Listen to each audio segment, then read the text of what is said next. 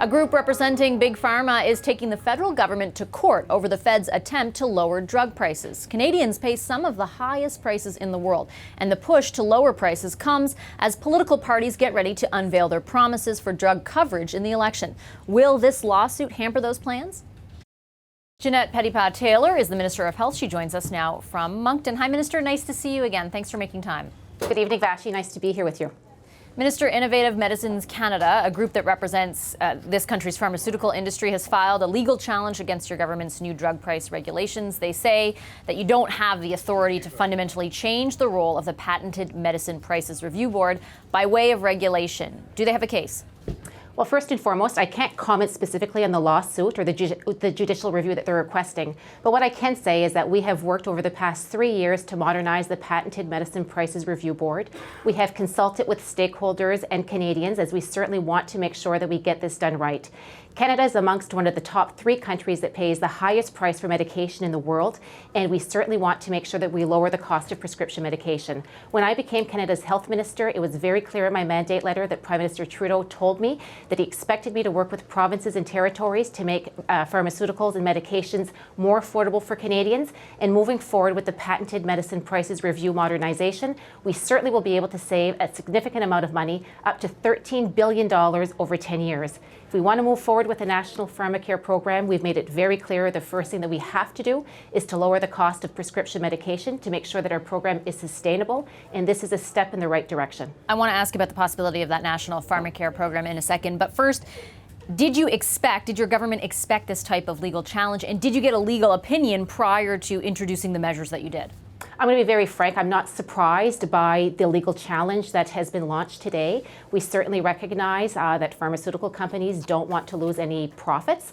Moving forward, we have consulted with our legal teams. And again, I certainly can't comment on the actual judicial review process, but our lawyers will certainly be working through that process. My read of what they've filed is that they are taking issue with the fact that this was introduced through through regulation rather than legislation. Why did your government do it by regulation versus legislation?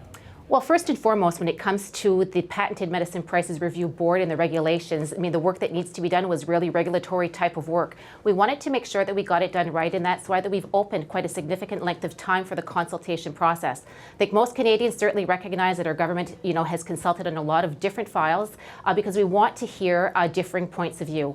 This group in question certainly had many opportunities to provide us with their feedback. We've consulted, and also we've really evaluated and considered all of the feedback that was received. And moving forward with the regulations, we've proposed the package that was brought forward in August of this year, just last month. You mentioned, Minister, that this was part and parcel of a national pharmacare program. Yesterday, Prime Minister Justin Trudeau told the Toronto Star's editorial board that if you form government again, you won't impose a national pharmacare program on provinces that don't want it. That does not sound like universal national pharmacare to me. Does that mean that your party won't be promising universal pharmacare in the next election? Well, actually, I think what the Prime Minister said yesterday was very consistent with the message that I've said all along since we've been working towards a national pharmacare program. We've made it very clear that moving forward with the national pharmacare program is not something that we can do overnight. Over the past 3 years, I've been working, and our government has been working to, number one, lower the prices of prescription medication. We've introduced the changes with the Patented Medicine Prices Review Board. But even before that, we joined provinces and territories as members of the Pan-Canadian Pharmaceutical Alliance, where we've been able to bulk purchase medication with provinces and territories. In those changes alone, we've saved over $2 billion a year. So moving forward, we've also made it clear that just like Medicare, when it was put in place over 50 years ago, provinces could opt in to the Medicare program. It took several years to make sure that all provinces eventually opted in. But when it comes to a national pharmacare program, we've been clear. The federal government can't impose it. Constitutionally, it's not legal. However, we certainly do want to encourage all provinces and territories to join us, because at the end of the day, we want to make sure that all Canadians have access to a national pharmacare program, that families don't have to choose between putting food on their table in purchasing prescription medication. With respect, Minister, I've interviewed you and your colleagues many times on this issue. I've never heard anybody say that provinces would have the option to opt out of whatever is proposed. I take your point that with Medicare, that's the way it rolled out. Does that mean that if you do propose universal national pharmacare in the next election, that it could be decades, many decades, before the entire country is under such a program? Well, if you look at the Medicare program, it took 10 years for all provinces and territories to opt in. I would truly hope that the leadership at the provincial level is going to want to do what is best for their constituents and the people that they serve. I know that I've been at the doors over the past few months, and I hear a lot of people talking to me with great interest about moving forward with the national pharmacare program. Dr. Eric Hoskins, during the review and during the committee work that was done, he met with all provinces and territories, and he indicated to us that provinces were actually very optimistic, and the word that he used was cautiously optimistic that we were going to be able to move forward. People were interested, and as a federal government, we certainly recognize that moving forward with the national plan, we will have to put money on the table. Yeah, does that mean that you foot the bill? That's the question, right? Because I'm sure the provinces that have expressed concern, being Quebec and Ontario primarily, are worried about what kind of costs might be downloaded on them.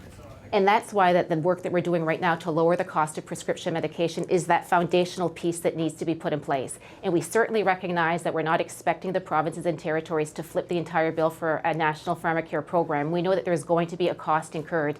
However, we're moving forward with that foundational work, as I really trust and believe that Canadians want us to move forward with this program, as it's that missing link to our Medicare program as we have it now. I understand that lowering drug costs is part of that, but it's not the entire cost associated. When you say that costs will have to be incurred, will there be, as part of your election promise, a breakdown of what provinces will be expected to pay if your program actually comes through?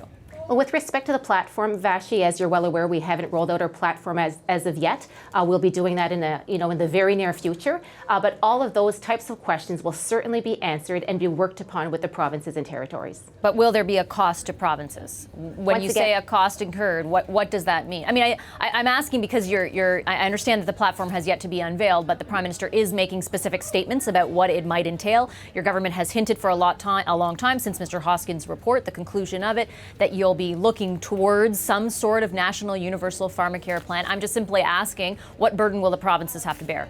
Well, once again, the provinces at this point in time have a burden of the cost of price of medications at this point in time. If we want to move forward with a national program, the federal government recognizes that money is also going to have to be put on the table. With respect to the formulary right now, I don't have that information for you. And again, we will be certainly rolling it out in due time. Are you worried about a decrease in bargaining power? Part of the allure, I guess, of a national program, and to your government's credit, of course, you've already started the ball rolling on this, but is an increase in buying and bargaining power. If provinces like Ontario and Quebec, with a combined population of this country of 61%, opt out of that, does that lessen the negotiating power that the government might have? Well, I think we have to look at right now in this country alone, in Canada, if we look at the number of insurance programs, that are out there, we have over 100,000 private insurance companies that are negotiating on their own medication. So the negotiation power as it is right now is really, really small. Absolutely, if we have more people to move forward with this program, we will have a bigger negotiation power. But as we move forward, we certainly recognize that it can't be worse than what it is now, and we have 100,000 different plans that are out there.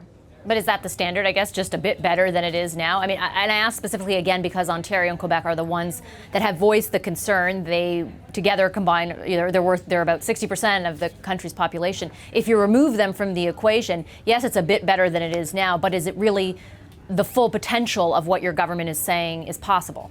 I would say, Vashi, it's actually a bit better than it is now. Again, as I've indicated, if we have 100,000 plans that are out there, I get your point that if there's two provinces that opt out, but I'm very optimistic in knowing that Canadians certainly expect that provinces and territories and federal governments should work together in order to increase access to healthcare services, and that includes a pharmacare program. It is going to take time. We know that this situation is not going to be completed overnight, but we are committed to making sure that this work gets done and also gets done appropriately. Even just the regulations that we've announced just 3 weeks ago, they perhaps weren't popular regulations, in the pharma industry, but we recognize it's the right thing to do. Canadians should not be paying the high cost of prescription medication that we're paying. We want to get this right, and we want to make sure that we meet the needs of all Canadians as we move forward. Okay, Minister, before I let you go, just one more question around a different topic. Reports out of the U.S. earlier today indicate that 4 people have now died in that country due to vaping-related lung illness. That's on top of the 450 possible cases of people experiencing severe lung illness that's linked to vaping. How closely are you monitoring the issue, and should Canadians be worried? I'm not only monitoring the situation, Avashi, but we're taking action. This is a file that I'm really, really concerned about. Just as many Canadians, I go out there and I see that, many youth vaping out there. That's why that our government took action last year by introducing the Vaping Act. We've put some regulations in place. We are also in the process right now of introducing a consultation process for more amendments that need to be done, as we certainly want to do all that we can to make sure that vaping is not appealing to children. It's of great concern, and we are following the matter closely. And also, I've instructed my department to do whatever they can and to take appropriate action to make sure that our regulations are really the best in the world.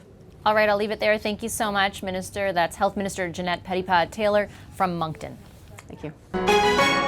Hi, I'm Vashi Capellos, host of Power in Politics. See more of our show by subscribing to the CBC News channel or click the link for another video. Thanks for watching.